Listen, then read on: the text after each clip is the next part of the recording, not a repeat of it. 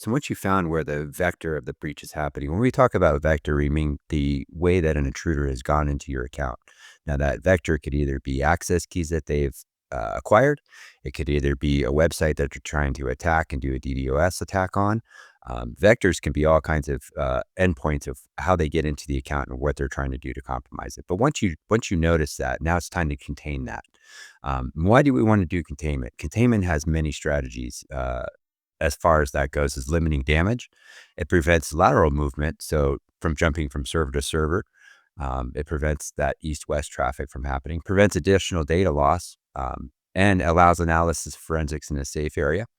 And it also is protecting sensitive data as well. So your first step is to definitely try to isolate and try to get that service or whatever they're attacking out of the mix, in order for those things to not happen to you.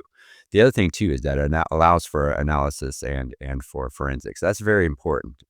Never, ever, ever do you want to ever delete anything within this attack vector. You don't want to delete your EC2. You don't want to delete a user that maybe they created. You want to go ahead and isolate those as well. Yeah, because you were talking about how, isolation specifically, you want to isolate your EC2 instances, you wanna maybe isolate your network, whatever the blast radius is, right, of what you think this attack is, make sure you get that isolated. Um, and then as well, like, when you're talking about an AWS specific incident or breach, you've got IAM users or IAM roles that might be compromised, and the way to isolate those, again, maybe you don't necessarily want to just delete the user or the role, especially are they used somewhere else? Do you need forensic tracking of the actions being taken? Um, the thing that I would say there is to, there's a way to either temporarily revoke session credentials that are tied to that role.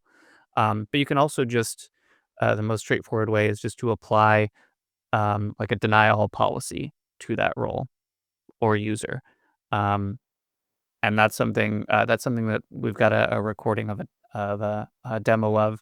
Pretty straightforward. AWS actually has a policy existing already called AWS denial that you can just attach to any user or role, and that supersedes any of the permissions that that user or role might have. Um, so that's what I would recommend as far as isolation.